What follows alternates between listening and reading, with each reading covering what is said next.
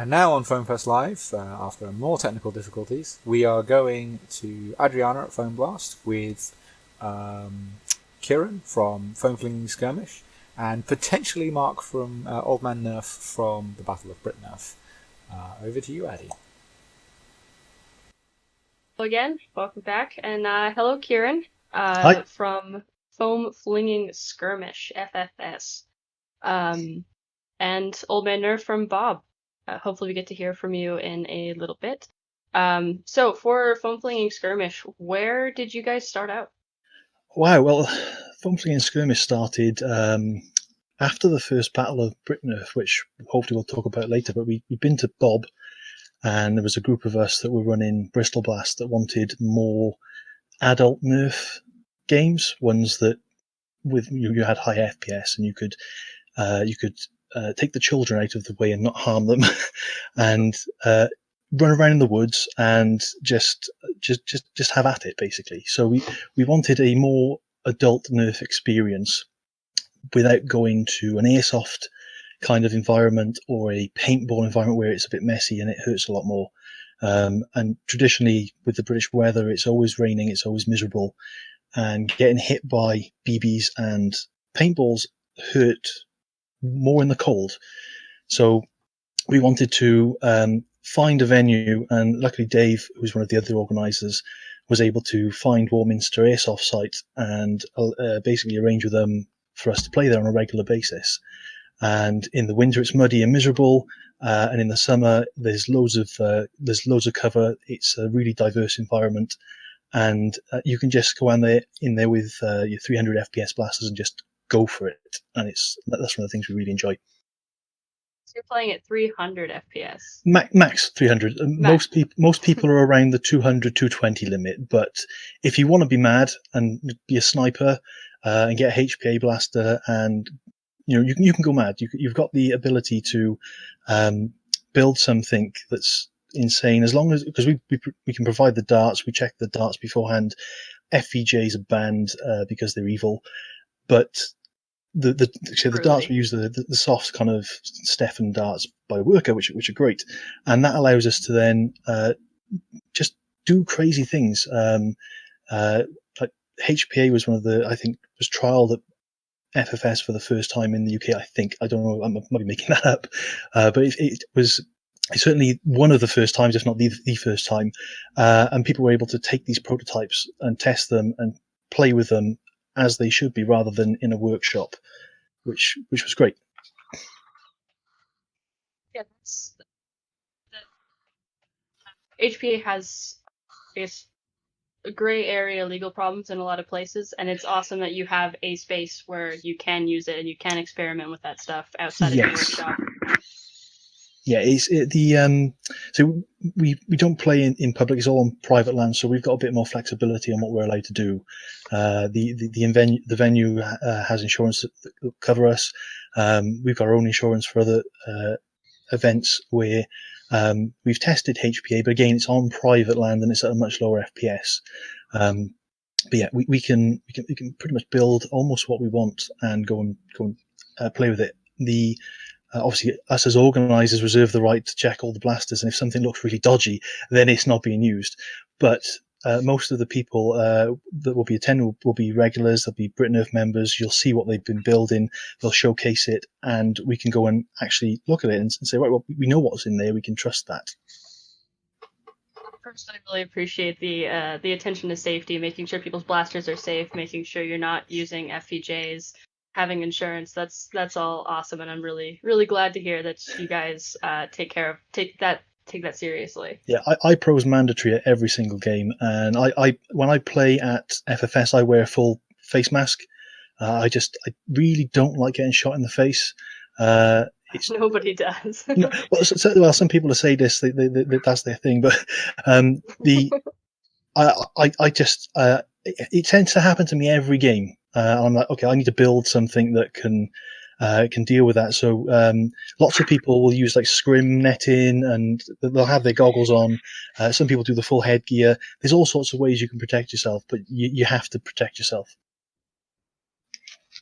Yeah, I know when I go to the higher FPS games, anything above 150, I have to wear a lower face mask because I Yep, feel like my mouth is just a dart magnet, and yep, I'm tired of getting bloody lips. yeah. So you I've said that seen people. it's Sorry, go on. you said that it's an adult game. What's the age cutoff there? You have to be 16 or over, and if you're 16 or 17, you need to have a chaperone with you that's over 18. Um, we originally started out at being 18 plus only, and there were several slightly younger members that were wanting to play that were regulars at all the other events, and we lowered the cap to accommodate some of those. But we thought going any lower than 16, we were entering into territory that we didn't want to go into. We've got other games for that age group. We Yeah, want to have the opportunity, if we want uh, to be able to swear if it hurts. And you can run around and not have to worry about running into a small child that might be hiding behind a doorway or something like that. It was more the yeah, we can pretend to be covert and all that kind of stuff and do all that, with all like the LARP gear and all of that kind of stuff, and play Nerf at the same time. That's great, but it was removing um, from an adult's perspective, removing the need to watch for all the little ones. It's not for them. The environment's not for them. There's certain games we can't play in that environment because you'll hurt yourself. You couldn't play a HVZ game there because yeah. the ground is entirely uneven. Just walking, sometimes you can fall over, and I can vouch for that. I've done it many times. So we looked at the venue and the games that we wanted to play and what we were trying to get out of it, and decided that 16 was probably the lower end of that. Probably one of my favorite things about Nerf is just the spectrum of different types of games that you can play. I really enjoy playing Can you hear me stock now? games of all ages. Oh, yes, I definitely hear you now. Oh, Yes. sorry. Thank you. I Sorry, I'm back. Hey.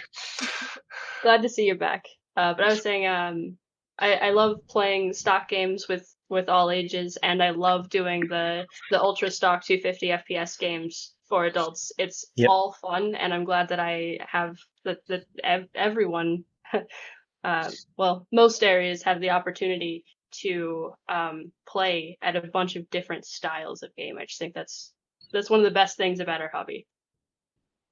I agree totally.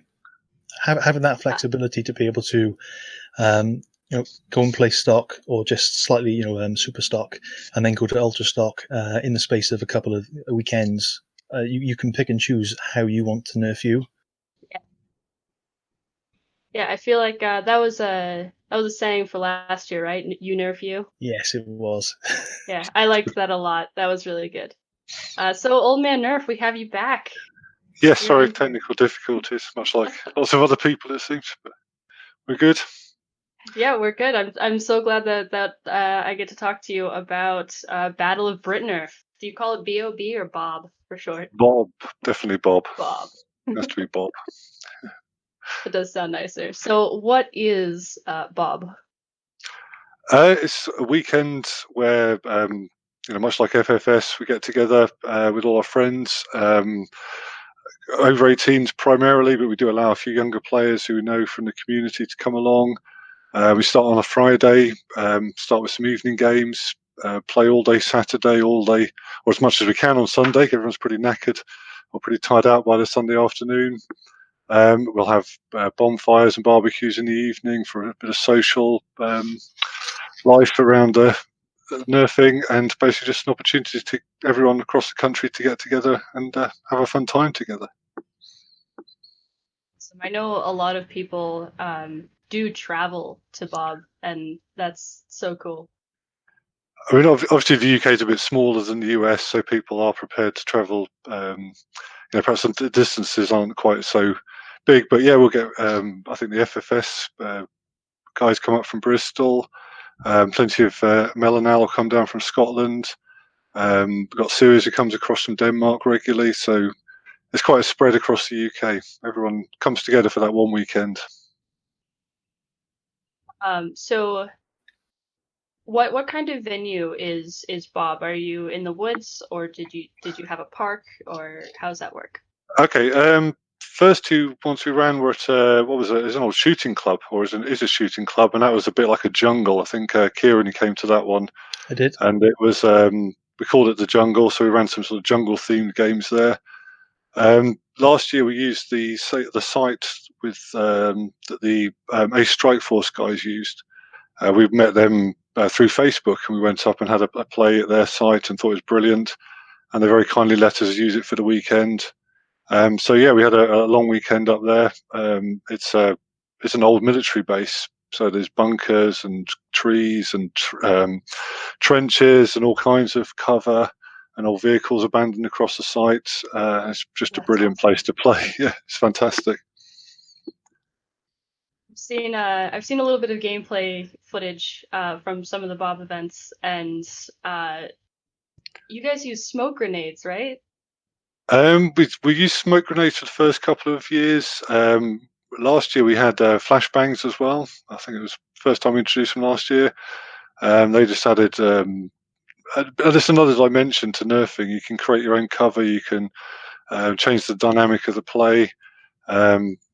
With older players, you can get away with that kind of things. You just wouldn't do that at a more family-friendly event. So, yeah, we just like to take the opportunity to see how far we can push what's possible.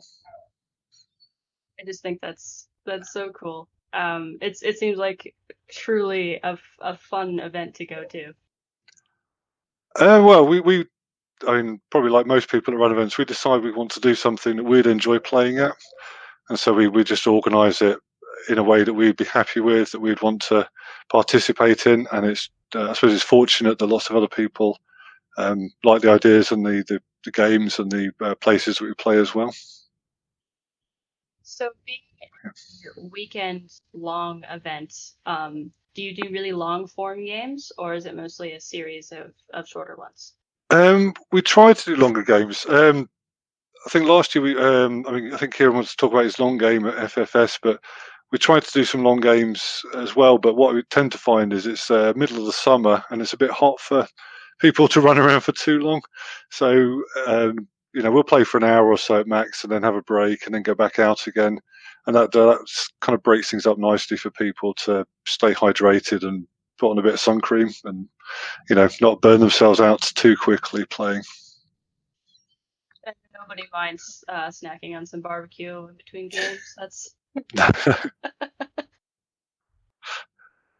No, it's just everyone, every hour or so, it's a good opportunity just to reset, I think. And the site was so big, we would split. We'd have almost 3 separate sections of games happening, and by splitting on the hour, you could move between those different areas and just vary things up again. so. How many people would you say make it out to BoB? I think we had somewhere in the region of about 70 last year.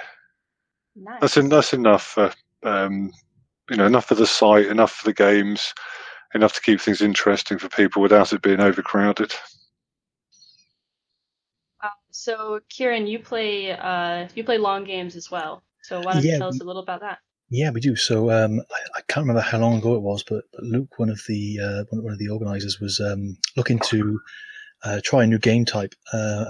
He kind of pulled together the initial kind of skeleton of the long game, and the entire purpose was to take all of the things that we kind of are used to doing in the short form games and push them and mush them all together into one big long game. That I think the original lasted about an hour and a half, and now it randomly ends between an hour and a half and 2 hours, so you don't know exactly how long you've got to play. But you've got all sorts of things in play. You've got objectives to flip over onto a certain colour. You've got timers to find. You've got sometimes you've got gold bricks that are hidden around in like small deposits that you need to grab and take them back to your base. You can raid the base. There's flags that'll be in play, and all of these things are worth a different amount of points. So you'll have these two teams just competing for an hour and a half to 2 hours over all these different objectives. But the site, as Mark mentioned, and BoB, our site's quite big as well. I'm not sure it's quite as big as the BoB site, but we only use about probably 3/4 at most, and it's got like loads of different buildings, big buildings, small little huts, little bridges that you can go and hide under. There's all sorts of stuff you can do there, and you've got all these different objectives to kind of go and grab and take back to your base. And all the time you've got the enemy fighting you, the other team trying to attack you, and you lose points for every tag that you get that you take. You can go and raid a base and go and steal their stuff and take it back to your base, and then at the end we count it all up and see who has won. And normally one team has done quite a good bit of work in terms of raiding the other team's base, so they'll let them do all the hard work, then go and raid the base. And sometimes it's quite one-sided, but the team that has the most fun is generally the winner, because that's what it's all about. Sounds like a lot of fun. I like the idea of having multiple objectives in a single game, so you can do the thing that suits you and your playstyle best. Yeah, absolutely. You can, if you want to be a skirmisher, you can run around kind of harassing the other team. If you're into kind of going getting objectives, or you go and like guard a flux point for 10-15 minutes if you want to, and you can then just move on to the next thing. And you kind of sometimes depending on the numbers that we get, because we get numbers, sometimes they might only be 10, sometimes they might be 40. It obviously depends on a whole bunch of things, but we tend to split the teams fairly evenly, and the lower the numbers, you might not see anybody for half an hour while you're wandering around the site. So you can do your own thing, going out, and I've done it. I've gone exploring, and then all of a sudden I've bumped into one of my teammates, and we've gone and attacked an area to try and get some bricks, maybe raid a base or whatever. So you obviously the more players that are on the field, the more interaction you're going to have. But if you wanted to, if your thing was going solo and being a sniper, you could turn yourself into a bush, like someone that I know that will just sit there, and you could be 8 feet from them and you wouldn't know that they're there. So you can accommodate all kinds of different play styles. That's really, really cool. So are there any special plans for the future?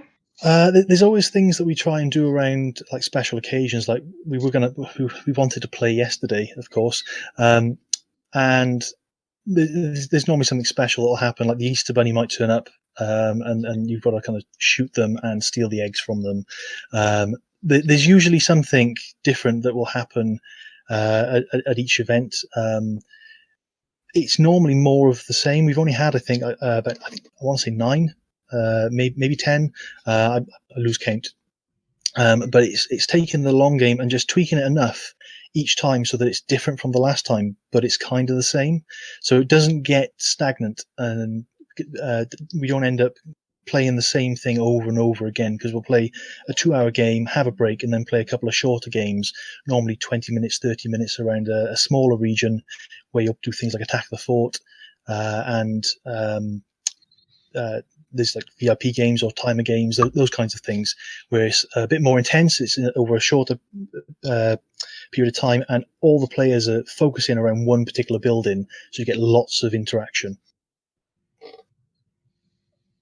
Just the idea of being able to being a long range sniper or being a skirmisher or just being able to do a ton of different play styles without ruining anyone else's fun, just that sounds amazing. Absolutely. Old Man Nerf, do you have any are you working on planning the next BoB right now? Yeah, we've got it all worked out, or majority of what we want to do worked out. Obviously, just waiting for things to allow us to make that happen. Kieran, we tend to have a theme for each event. We like to tell a bit of a story. Bad puns are a speciality, if you like that. But yeah, we try and make it. The whole weekend have some kind of theme to it, so each one is a bit different. But the games are, in the same sort of vein. We try and make them interesting and vary them up a bit. We'll have different objectives. But yeah, the theme is very important to us. Wherever venue we're playing at, we like to kind of tie it very loosely into something that's happening. What kind of themes have you had in the past? Last year we did Mad Max as BoB 3, Very wasn't it? cool. That was good. A year before that was probably our most amusing. We had the Centurion Intelligence Agency versus Pablo Nerf Escobar and his cartel in the jungle. That kept us entertained. We've done other events at buildings like the Kiln, where it's a big tower block, where we did a bit of a Die Hard theme on that. So yeah, just very, very loosely tied in. If you're a purist and you are keen on particular themes, don't come to our events expecting us to honour them. Expect us to sort of gently mock them slightly. Well, I definitely appreciate having fun with the themes and maybe even making fun of the themes a little bit Yep. when you have those kind of themed events. No, it's got to be done. We want to keep the humour in it, even though it's it's a high-powered game and it's all grown-ups playing. We still like it to be treated as a fun thing to be doing. Yeah, it looks like a blast. I've seen a little bit of the BoB gameplay as well, and I wish I could go. No, So, oh, sorry, go ahead. Oh no, I was going to say we'll be doing it for a while yet. So if you do get the opportunity to come over, BoB will carry on for the foreseeable future. Yeah, eventually I'll take a long vacation of Nerf and try to just pop around and hit as many events as I can. That will be a fun time. So we're getting to the end of this segment, so how about you guys tell us where is the best place to find out about future events? Who wants to go first? Yeah, go on, Kieran, you go first. Yeah, so we post all of our events on the Britnerf forum as well as Facebook. So you can find us at Facebook. Just search for Bristol Blast, and you'll find out about all of our Bristol Blast community events as well as all of the Flinging and Skirmish events. And again, if you're a forum member, we'll be posting them on the Britnerf forum as well. And yeah, likewise, Britnerf is our sort of main hub, I think, in the UK for all the events that we run. We are on Facebook. We've started using that a lot more. I think we've got Team Corvus is on there. Team Battle of Britnerf has its own Facebook page. There's lots of details that are out there. But it's easier to find. Hopefully that leads to growing the hobby a little bit more. But thank you guys so much for talking about Foam Flinging Skirmish and Battle of Britnerf. They both sound like so much fun. So we're going to go to an ad break, and then we'll see a video of Jengular and the kind of event that he puts on. Thanks for joining us.